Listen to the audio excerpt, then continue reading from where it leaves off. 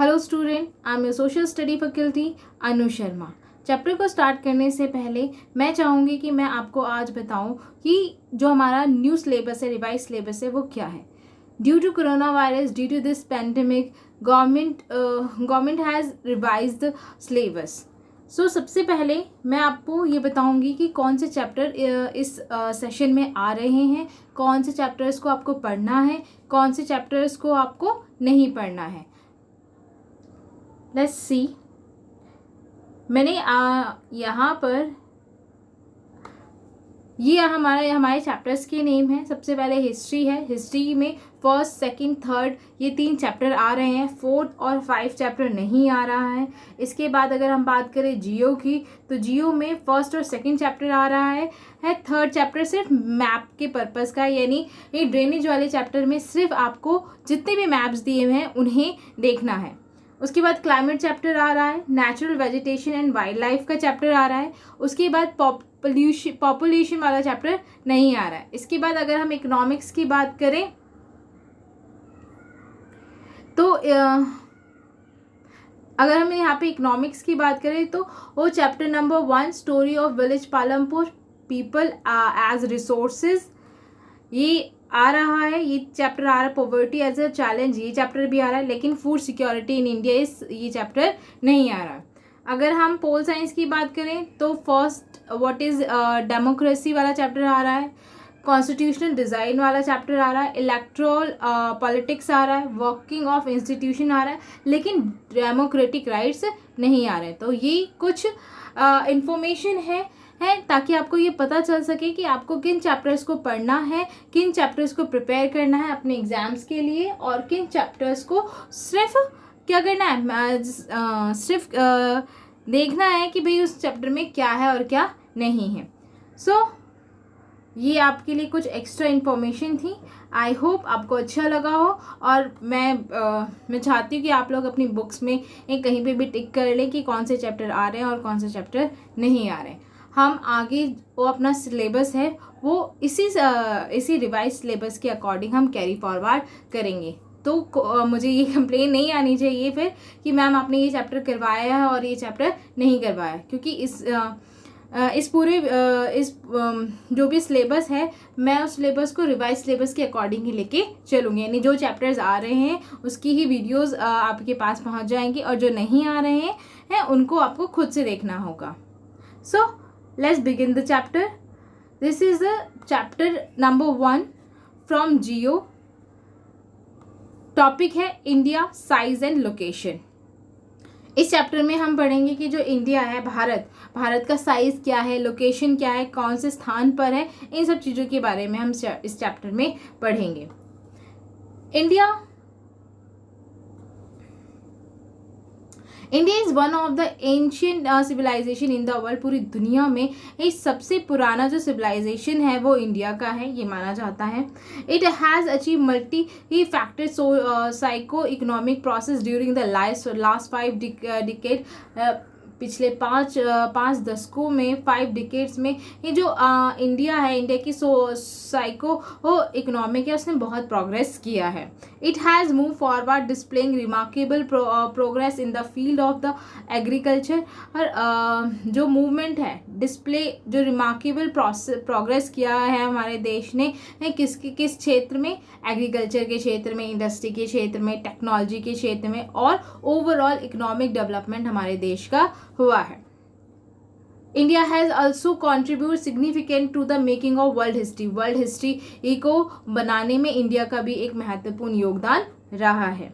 अब हम बात करते हैं लोकेशन की। भाई जो इंडिया है वो इंडिया जो वर्ल्ड के मैप में कहाँ लोकेट करता है। India is a vast country. सबको पता है कि इंडिया एक बहुत बड़ा देश है। Lying entirely in the northern hemisphere. जो इंडिया है वो नॉर्दर्न हेमिस्फेयर में, पूरा का पूरा नॉर्दर्न हेमिस्फेयर में क्या करता है, लोकेट करता है। आप लोग ये सारी चीज़ें जो मैं बोल रही हूँ, जो डेटाज मैं बोल रही हूँ, उसे आप साथ के साथ इस मैप में, इस वर्ल्ड मैप में आप उसे देखते जाएंगे। सबको पता है कि जो वर्ल्ड का मैप है यानी जो अर्थ है वो दो पार्ट्स में एक डिवाइडेड है, एक नॉर्दर्न हेमिस्फेयर और एक साउदर्न हेमिस्फेयर। तो इंडिया कहाँ पर लोकेटेड है? पूरा का पूरा साउदर्न हेमिस्फेयर में लोकेटेड है। आप देख रहे होंगे बीच में डॉटेड लाइन है जिसे हम इक्वेटर कहते हैं, जो 0 डिग्री सेल्सियस पर होता है। इससे ऊपर नॉर्दर्न हेमिस्फेयर होता है और इससे नीचे साउदर्न हेमिस्फेयर होता है। तो आप मैप में देख भी रहे होंगे कि इंडिया जो है वो पूरी तरीके से नॉर्दर्न हेमिस्फेयर में सिचुएटेड है।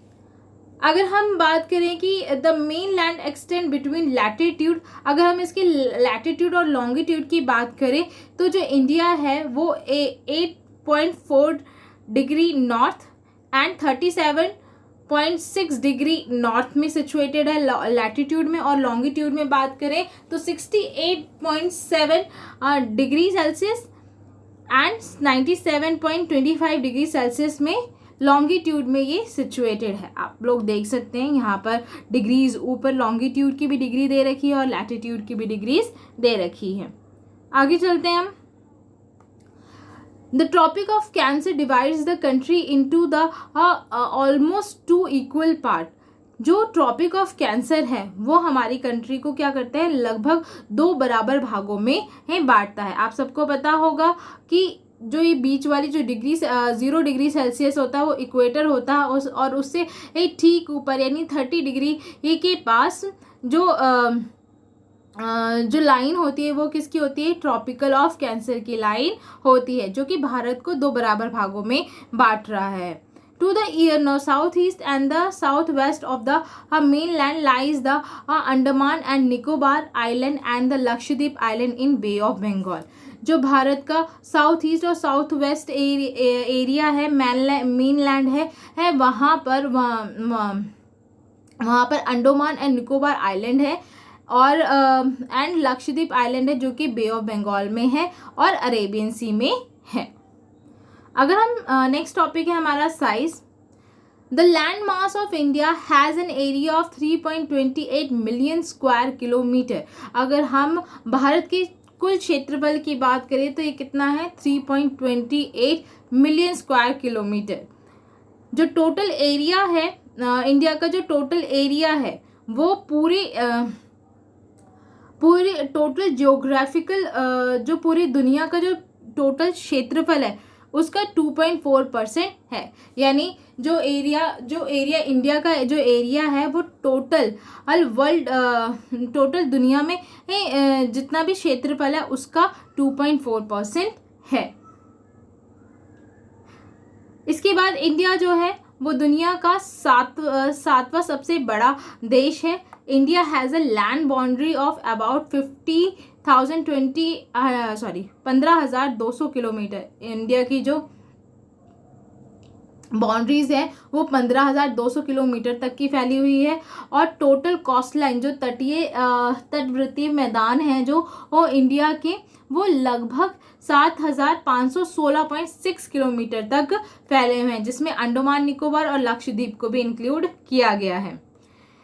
इंडिया की जो नॉर्थ वेस्ट और नॉर्थ ईस्ट का जो एरिया है उसे यंग फोल्ड माउंटेन द्वारा वो क्या है? घिरा हुआ है। यंग फोल्ड माउंटेन यानी यहाँ पे किसकी बात की जा रही है?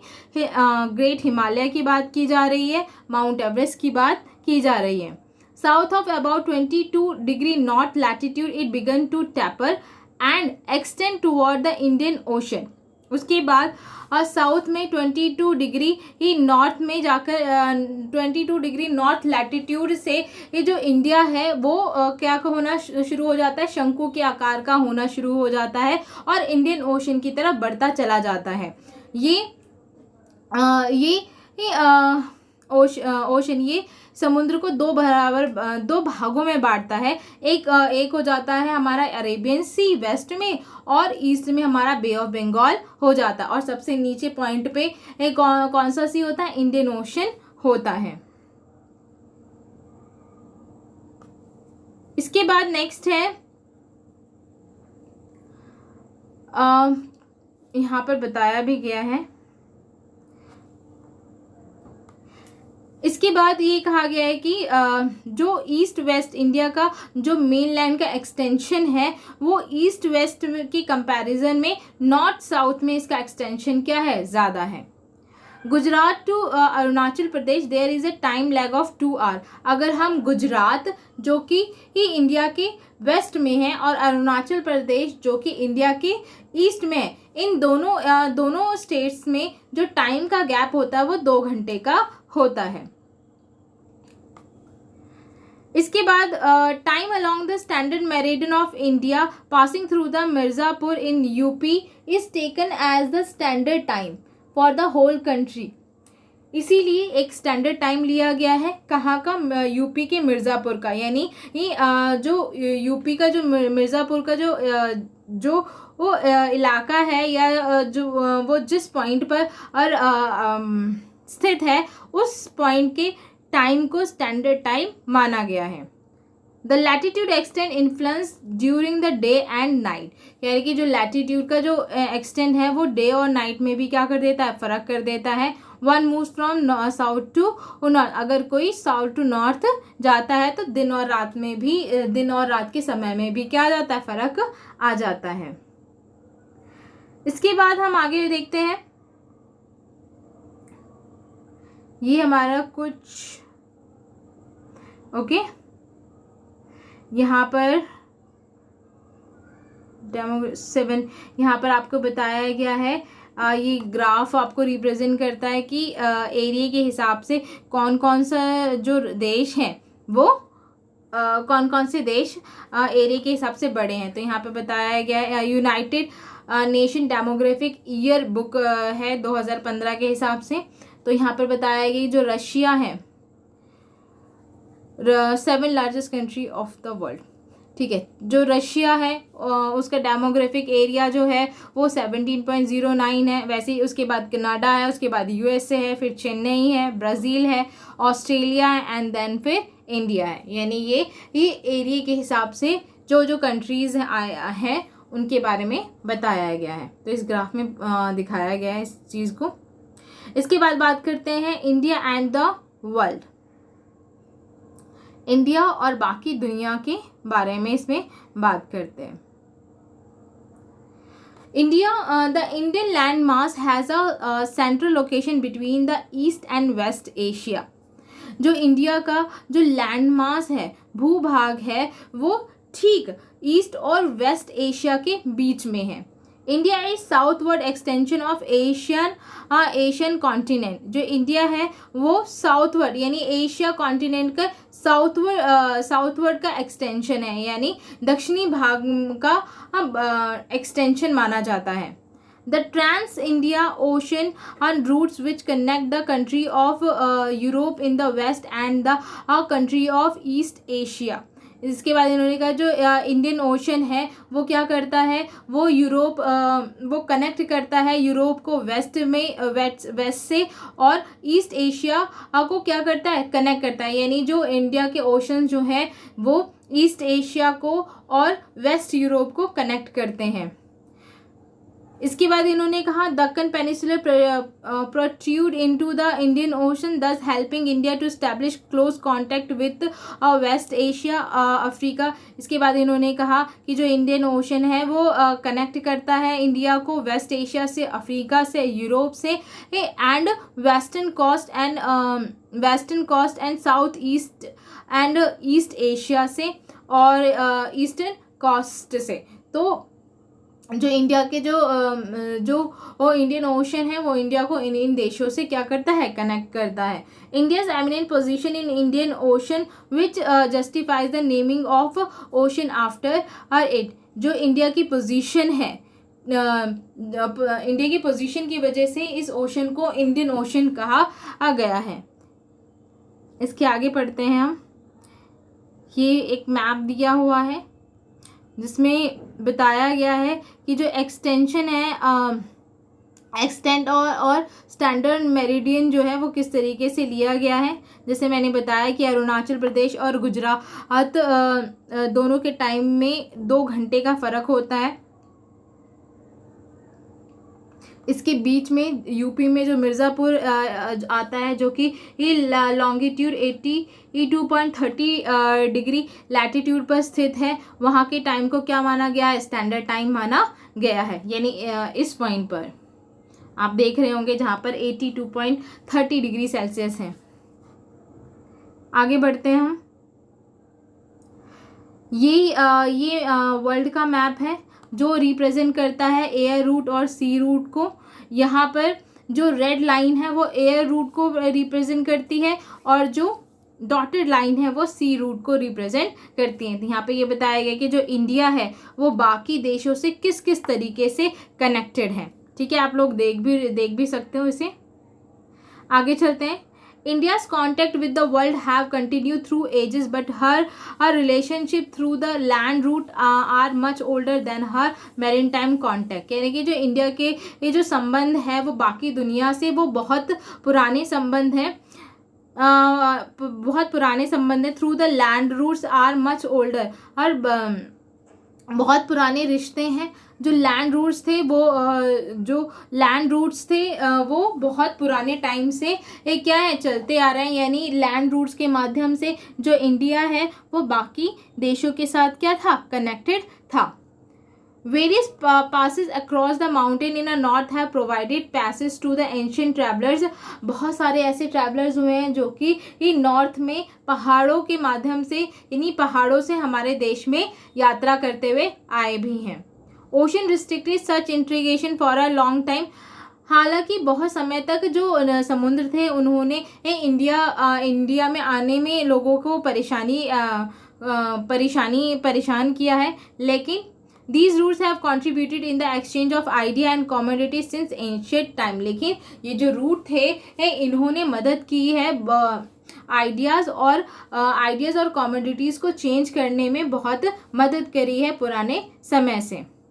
In the idea of the Upanishad and the Ramayana, the story of the Panchtantra, the Indian numericals and the decimal system thus could reach many part of the world। और इन्हीं माध्यमों से, इन्हीं रूटों के माध्यम से जो आइडिया था उपनिषद का, रामायण और पंचतंत्र की जो कहानियाँ हैं, इंडियन न्यूमेरिकल्स है, डेसिमल सिस्टम, ये सारी चीज़ें ये दुनिया के अलग अलग भागों तक पहुँची हैं इन्हीं रूट्स के माध्यम से। इसके साथ साथ The spices, muslin and other merchandise were taken on from India to different country। इसी तरह से मसाले और भी ये दूसरी वाणिज्यिक चीज़ें जो कि इंडिया से दूसरे देशों तक ले जाई गई इन्हीं रूट्स के माध्यम से। On the other hand, the influence of the Greek sculpture and the architectural style of dome and the minarets from the West Asia can be seen in a different part of our country। इसी के साथ हम बहुत सारी चीज़ें देख सकते हैं। हम अपने देश में अलग अलग आर्किटेक्चर स्टाइल देख सकते हैं इंडिया के डिफरेंट पार्ट में, जो कि इन्फ्लुएंस था किसका, ग्रीक स्कल्पचर्स का।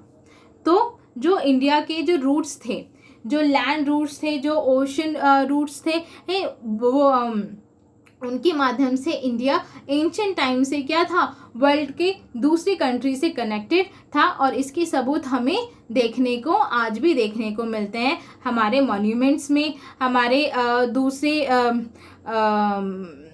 मॉन्यूमेंट्स में और हमारे सिस्टम में वो पुरानी जो चीज़ें थी वो आज भी चलती आ रही हैं।